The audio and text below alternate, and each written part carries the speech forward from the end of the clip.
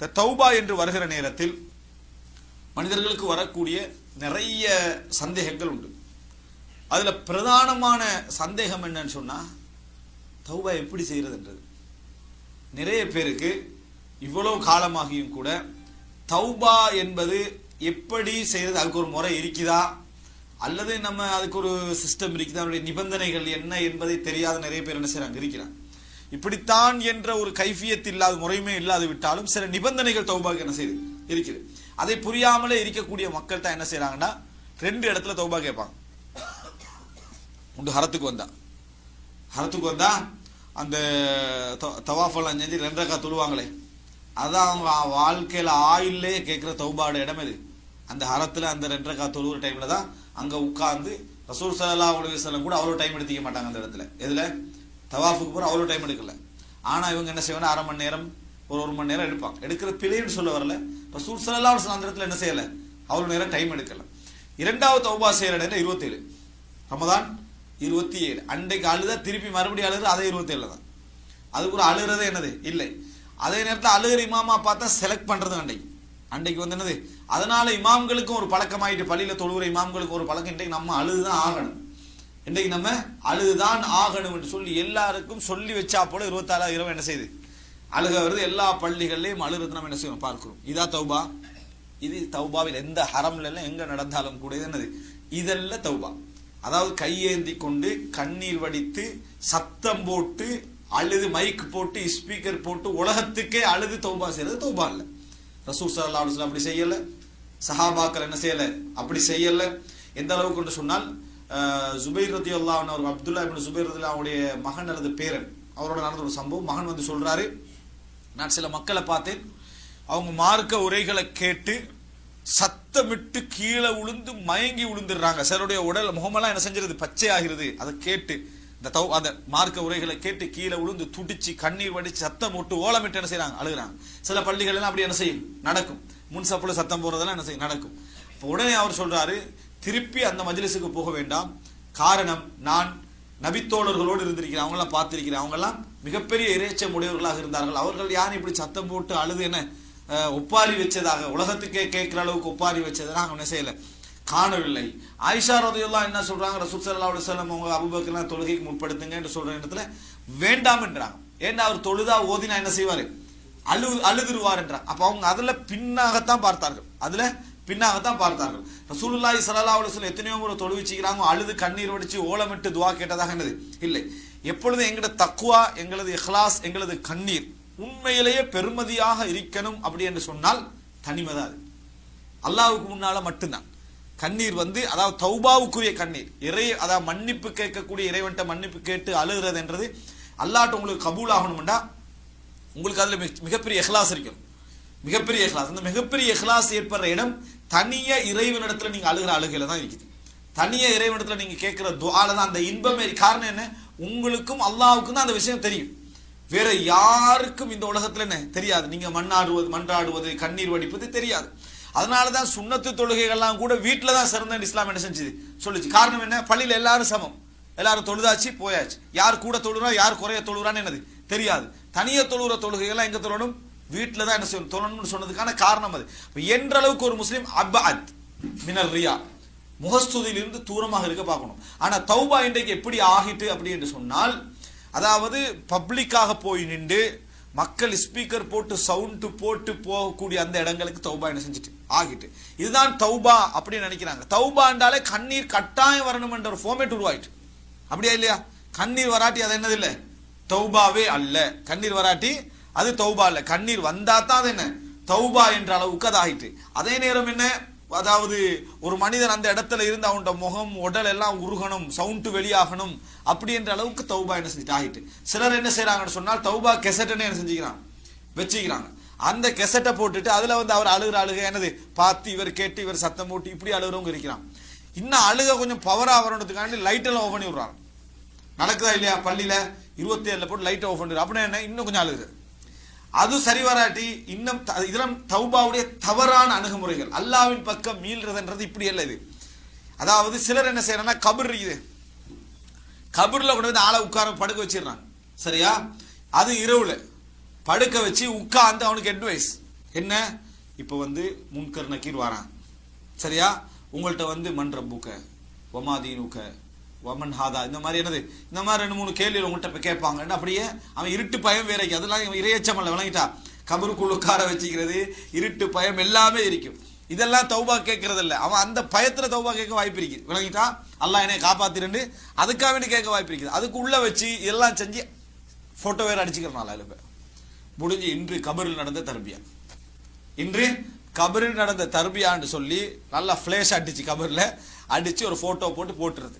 இன்னும் கொஞ்சம் காலம் போனா கபரில் உள்ளவன் செல்ஃபி அடிக்க வாய்ப்பு இருக்குது, விளங்கிட்டா? இந்த லெவலுக்கு கொண்டு போய் இதெல்லாம் இஸ்திஹ்ஸா பித்தீன். இவங்க இறையச்சம் என்ற பேர்ல செய்யறாங்க. இது மார்க்கத்தை பரிகசிக்கிறது, இது வந்து மார்க்கத்தை பரிகசிக்கிற அந்த இடத்துக்கு கொண்டு போய் என்ன செஞ்சு விட்டுரும். இதெல்லாம் ஒரு தர்பியா. உலகத்துல ஒருத்தன் வந்து அல்லாவுக்கு நீ பயப்படுறியா அப்படின்னு ஒருத்தர் கேட்கிறான். நான் அல்லாவுக்கு மட்டும்தான் பயம். அப்ப சிங்கம் மட்டும் பக்கத்துல ஒருத்தன் ஓடுறான், இவன் நீங்க அல்லாவுக்கு பயம் சொல்லி இப்ப சிங்கத்தை கண்டு ஓடுறீங்கன்னு கேட்டான்டா, பிரச்சனை வந்து கேட்கிறவன் பிரச்சனை தான், விளங்கிட்டா? இதெல்லாம் இறையச்சம். இறையச்சம் என்றது என்னன்னு சொன்னால், ஒரு மனிதன் தனது தீங்கு நன்மை இந்த 2 விஷயத்துல உலகத்துல எவனே நீங்க பயப்படக்கூடாது. அல்லாஹ்க்கு தான் என்ன செய்யணும்? பயப்படணும். தீங்கு செய்யற விஷயத்திலையும் நன்மை செய்யற விஷயத்திலையும் இறைவனால மட்டும்தான் என்ன செய்ய முடியும். எனக்கு அந்த ஆற்றல் இறைவன்ட்ட மட்டும்தான் அது இருக்குது, வேற எவரும் என்ன செய்ய முடியாது, செய்ய முடியாது என்றதுதான் சப்ஜெக்டே தவிர, சிங்கம் நம்மளை விரட்டினா கடிச்சு சாப்பிடும் என்ற மூளையை இல்லாம ஆக்குறதுல தக்குவா அது இருக்கணும். அது என்ன செய்யணும்? இருக்கணும். இப்படி இந்த மாதிரியான ஒரு நிலைமை என்ன செய்யறாங்க இன்றைக்கு, ஒரு சூழலை மக்களுக்கு மத்தியில் ஏற்படுத்தி அள வைத்து கண்ணீர் வடித்து இதுதான் தௌபா, அப்படி இல்லாட்டி தௌபா அல்ல. நிறைய பேர் 90% நம்ம உருகி வழிஞ்சி கண்ணால கண்ணீர் ஓடி சத்தமிட்டாதான் தௌபான்னு என்ன செய்யறாங்க, விளங்கி வச்சிருக்கக்கூடிய ஒரு சிச்சுவேஷன் நம்ம பார்க்கிறோம். தௌபாக்கு ஒரு ஃபார்மேட் டைம் என்று உருவாக்கி வச்சுக்கிறது என்ன செய்யறோம், பார்க்கிறோம். எனவே இதெல்லாம் தௌபா. தௌபாவை பொறுத்த வரைக்கும் முதல் விஷயம் தௌபாவுடைய நிபந்தனைகள். ஒரு மனிதன் தௌபா செய்ய போறான்டா, தௌபான நான் என்ன சொல்லிட்டேன் உங்கள்கிட்ட, இறைவன் பக்கம் மீள்றதுன்னு அர்த்தம். இறைவன் பக்கம் மீளுவது அப்படின்னு அர்த்தம். இஸ்திக்ஃபார், இஸ்திக்ஃபார் என்றா இறைவன் பாவ மன்னிப்பை கேட்டல் என்று அர்த்தம். பாவ மன்னிப்பை கேட்டல் அப்படின்னு அர்த்தம். இதுதான் குர்ஆன்ல சொன்னாலே நம்ம பார்க்கிறது. மீள்றதும் இறைவன் மன்னிப்பை கேட்கிறது. தௌபா என்றது மீள்றது. எந்த ஒரு இஸ்திக்ஃபார்லையும் தௌபாலையும் இஸ்திக்ஃபார் இருக்கும். எந்த ஒரு தௌபாலையும் இறைவன் பக்கம் மீள்றதுலையும் ஒரு இஸ்திக்ஃபார் என்ன செய்யும் இருந்தாலும் பாவ மன்னிப்பு கேட்டது. எப்படி என்று சொன்னால், முதல் நிபந்தனை எப்பொழுதுமே பாவ மன்னிப்பு என்றதுல அன்னதும் அலத்தம், இதான் முதல். பாவம் செய்து விட்டேனே என்று ஒருவன் வருந்துகின்ற வருந்துதல் இருக்குதே, உருகுதல் இருக்குதே மனசுல, அதுல நொந்து போறது இருக்குதே, அதுல கவலைப்படுறது இருக்குதே, இதுதான் முதலாவது தௌபான்றது. முதலாவது எவ்வளவு கண்ணீர் வடிச்சு, அதாவது தெளிவாக சொல்லலாம், ஹரம்ல வந்து இந்த மாதிரியான கட்டங்கள்ல அல்லது 27கள்ல வந்து பள்ளிகள்ல அழக்கூடிய நிறைய பேர் பாவத்தை பத்தி எந்த விதமான சட்டையும் இல்லாம அழுகிறவங்க நிறைய பேர் இருக்கிறாங்க. அதை பத்தி பொருட்படுத்தாம 27 அழனும் அழுதா அல்லா மன்னிப்பான், 27 அழனும் அழுதா மன்னிப்பான். அதே பாவம் நம்ம எப்பயும் செய்யத்தான் போறோம், அதே பாவம் எப்பயும் செய்யத்தான் போறோம். ஆனா அழுகிறது, ஆனா என்ன செய்யறது, அழுகிறது. முதல் நிபந்தனை ரசூல் ஸல்லல்லாஹு அலைஹி வஸல்லம் அன்னதுமு ஹுவ தௌபா, மன வருத்தம் இருக்குதே, வேதனை இருக்குதே, அதுதான் தௌபான்னாங்க ரசூலுல்லாஹ். நீங்க மன வருந்துகிறீர்களே, இதுதான் தௌபா அப்படின்னு ரசூலுல்லாஹி ஸல்லல்லாஹு அலைஹி வஸல்லம் சொன்னாங்க.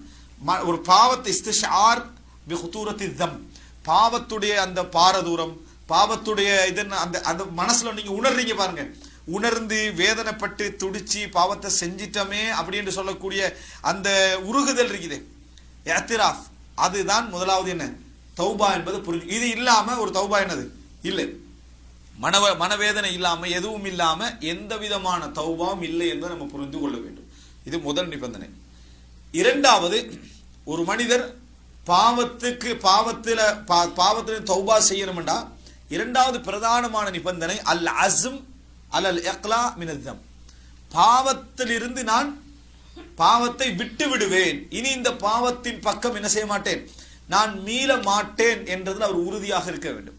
இதுக்கு பிறகு இந்த பாவத்தை நம்ம என்ன செய்ய மாட்டேன், நான் செய்ய மாட்டேன் என்பதில் அவர் என்ன செய்ய வேண்டும், உறுதியாக இருக்க வேண்டும். முதலாவது பாவம் செய்தார், அதனால நான் என்னது இப்படி செஞ்சிட்டேனே அவர் கவலைப்பட வேண்டும்.